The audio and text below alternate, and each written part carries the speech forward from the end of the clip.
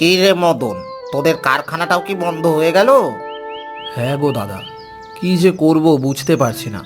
কারখানাটাও বন্ধ হয়ে গেল এবার। আমাদের পাটের কারখানাটাও 2 বছর আগে বন্ধ হয়ে যায়। তারপরই তো আমি রাজমিস্ত্রির কাজে ঢুকেছি।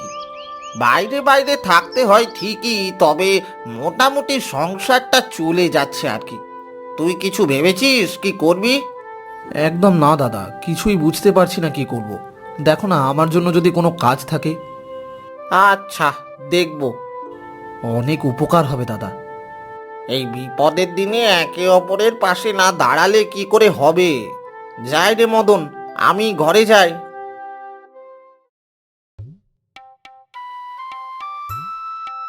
এই নাও তোমার জল, খেয়ে নাও। দাও দাও, খুব জল তেষ্টা পেয়েছে। রান্না হয়ে গেছে, ভাত খাবে এসো। আর খুকি, এই খুকি, ভাত খাবি আয়। মদন চিন্তিত মনে ভাত নাড়াচাড়া করতে থাকে। এক দানাও ভাত সে মুখে তুলতে পারে না। এটা লক্ষ্য করে মদনের স্ত্রী। কি গো, তুমি এত কি চিন্তা করছো বলো তো? সবই তো জানো, কিভাবে চলবে, কি করব বলো তো। এই রকম চিন্তিত মনে ভাত নিয়ে বসে থাকলে তো গৃহস্থের অকল্যাণ হবে। তুমি তাড়াতাড়ি খেয়ে নাও তো, যা হবে দেখা যাবে।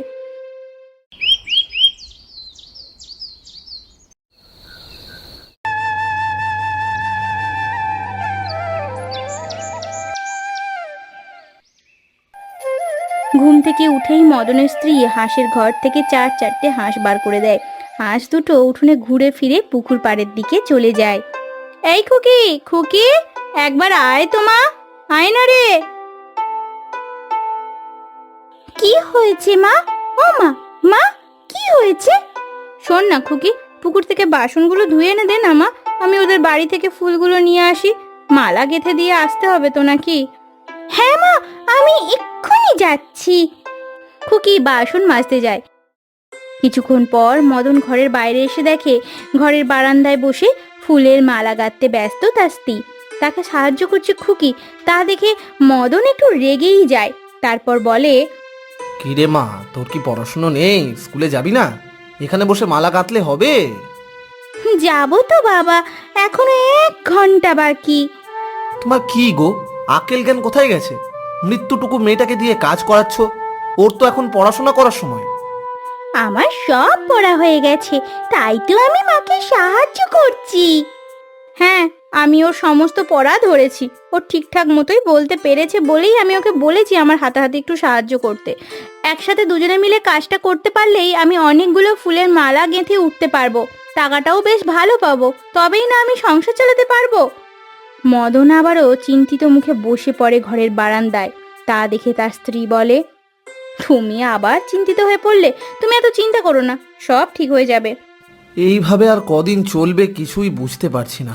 রামু দাদাকেও বললাম কাজের কথা, কিন্তু কি যে করব। আমার না এইভাবে বেকার বসে থাকতে একদম ভালো লাগছে না। বেকার হতে যাবে কেন? তুমি আমার হাতাহাতি একটু কাজ করে দেবে। আমাদের খেতে যে নতুন ফসল লাগিয়েছি, সবজিগুলো সব তুলে বাজারে বিক্রি করতে যেতে হবে কিন্তু তোমাকে, বুঝেছো? তাছাড়াও আমার হাঁসগুলো 4টে ডিম দিয়েছে, ফুটিয়ে বাচ্চা করব ভাবছি। বাগানেই দেখলাম তো কত ফসল ফলিয়েছো তুমি। এত কিছু তুমি করলে কি করে? তুমি জানো না বাবা, মা পুকুরে নতুন মাছ ছেড়েছে, তার সাথে 3টে বড় দেশি মুরগিও কিনেছে। তুমি সেটা জানো না, মা অনেক কষ্ট করে, বুঝেছো? তুমি না থাকলে আমার সংসারে যে কি হতো। আমিও মায়ের হাতাহাতি কাজ করি, আমিও লক্ষ্মী মেয়ে। অবশ্যই মা, তুমি তো আমার মা লক্ষ্মী, কিন্তু এর সাথে পড়ালেখাটাও ঠিক করে করতে হবে। ও আমার হাতাহাতি সাহায্য করে ঠিকই, তবে আমি ওর লেখাপড়াটা কিন্তু করিয়ে দিই। ও নিয়ে তোমাকে চিন্তা করতে হবে না। তুমি শুধু আমার হাতাহাতি একটু সাহায্য করো, তাহলেই দেখবে আমাদের নিজেদের কিছু একটা করতে পারবো। আমাদের ছেড়ে তোমাকে কোথাও যেতে হবে না। আমি ভালো করেই লেখাপড়া করি বাবা। আমাকে তো লেখাপড়া করে ওই পাঠশালার দিদিমণি হতে হবে। মাস্টার মশাই বলেছে যে আমি যদি ভালো করে লেখাপড়া করি তবেই আমি দিদিমণি হতে পারবো। একদম ঠিক, ভালো করে পড়ালেখা করো মা, অনেক বড় হবে।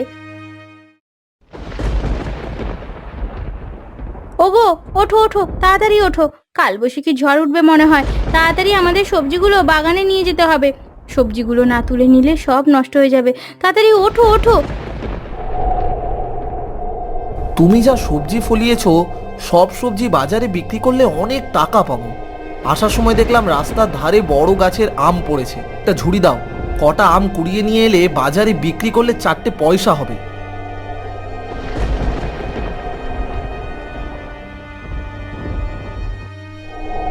আরে বাবা, কত আম! ও বাবা, বাবা কত আম! কোথা থেকে পেলে গো? এইদিকে মদনের বউ চারদিকে হাঁস খুঁজে খুঁজে বেড়াচ্ছে, আর 4টে হাঁসকে সে কোথাও খুঁজে পাচ্ছে না। আরে আরে, কোথায় গেলি রে? চই চই চই চই, আয় আয় আয়, চই চই চই, কোথায় গেলি তোরা? কোথায় গেল? কোথাও তো দেখতে পাচ্ছি না। এই ঝড় বৃষ্টির সময় কোথায় খুঁজবো রে বাবা? ও বাবা, এত জোরে ঝড় হচ্ছে, না না না না, আর বাইরে থাকা ঠিক হবে না, ভেতরে যাই। 3 জনে ঘরে চলে আসে, কিন্তু মদনের স্ত্রী চিন্তিত মনে বসে থাকে। খুব জোরে ঝড় বৃষ্টি হচ্ছে, সঙ্গে শিলও পড়ছে। তাকে চিন্তিত অবস্থায় বসে থাকতে দেখে তার বর জিজ্ঞাসা করে, কি গো, তোমার কি হয়েছে? আমাদের হাঁসগুলোকে খুঁজে পাচ্ছি না, কোথায় গেল কি জানি। বলো কি, কি বলছো? আমি একটু বাইরে যাচ্ছি, দেখি হাঁসগুলো কোথায় গেল। সারাদিন খুঁজেও হাঁসের কোনো খোঁজই পায় না। মন খারাপ হয়ে যায় মদনের বউয়ের। এইদিকে মনের দুঃখে বসে থাকে বারান্দায় আর কান্না করতে থাকে। এমন সময় সেখানে এসে উপস্থিত হয় খুকি। আমার মনে হয় মা, আমাদের একবার রতন দাদার বাড়িতে যাওয়া উচিত। কেন রে মা, আবার কি হলো? তুমি জানো না মা, রতন দাদা একবার আমাদের হাঁসের দিকে খুব খারাপ দৃষ্টি দিয়ে তাকিয়েছিল। দূর, তুই যে কি বলিস না, ওদের যে কত হাঁস আছে, ওরা আবার হাঁস চুরি করবে? ওর মায়ের কাছ থেকেই তো হাঁস নিয়ে আমি পুষছি। তবে ও খারাপ লক্ষণ আছে, লোকের বাগান থেকে সবজি চুরি করে, পুকুর থেকে না বলে মাছ নেয়, কিন্তু তা বলে কি জানি বাবা। তাহলে আমার ওই হাঁসগুলো কি ওরাই চুরি করলো? আমার 4 হাঁস। এক্ষুনি যাব আমি ওই দাদাদের বাড়িতে। এমন সময় দূর থেকে দেখে রমেন আর রমেনের মা এগিয়ে আসছে, তাদের হাতে মোট 4টে হাঁস। দেখো মা দেখো, ওই তো আমাদের হাঁস। রতন দাদা, ও রতন দাদা, তুমি আমাদের হাঁস নিয়ে কি করছো গো? তোদের দিতে এলাম তো। তুমি আমাদের হাঁসের কোনো ক্ষতি করনি তো?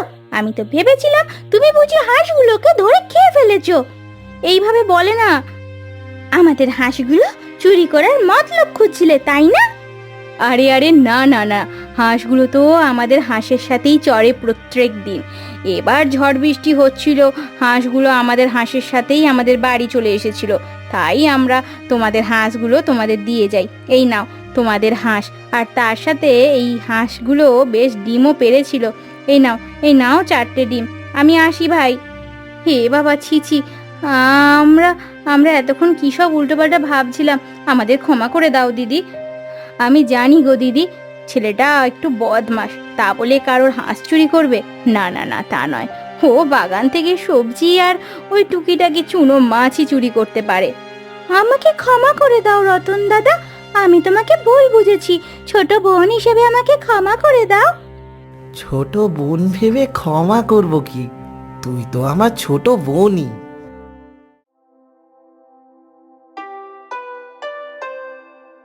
দেখো বাবা দেখো, আজকে মা কত টাকা লাভ করেছে।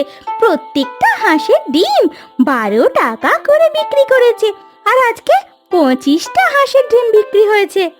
কালকে পুকুরের সব মাছ বিক্রি করে দেব, নতুন করে আবার মাছ ছাড়বো, বুঝেছো? খুব ভালো, খুব ভালো। তবে আজকে কি রান্না করছো? আজকে রান্না হচ্ছে হাঁসের ডিমের ঝাল। কি আনন্দ, কি আনন্দ! হাঁসের ডিমের রান্না, সঙ্গে কালবৈশাখীর ঝড়। আমার যে কি ভালো লাগছে, কতদিন পর হাঁসের ডিমের ঝাল খাবো। বাবা, 2টো করে ডিম দিয়েছো, খুব ভালো। জানো বাবা, হাঁসের ডিমের কুসুম খেতে আমার সব থেকে বেশি ভালো লাগে। কি সুন্দর গোলাপি রঙের কুসুম, আর এই কুসুম দিয়ে ভাত খেতে এত ভালো লাগে কি বলবো। হয়েছে হয়েছে, তোরা খা তো, খা বাবা খা, খা তাড়াতাড়ি খা, অনেক রাত হয়েছে।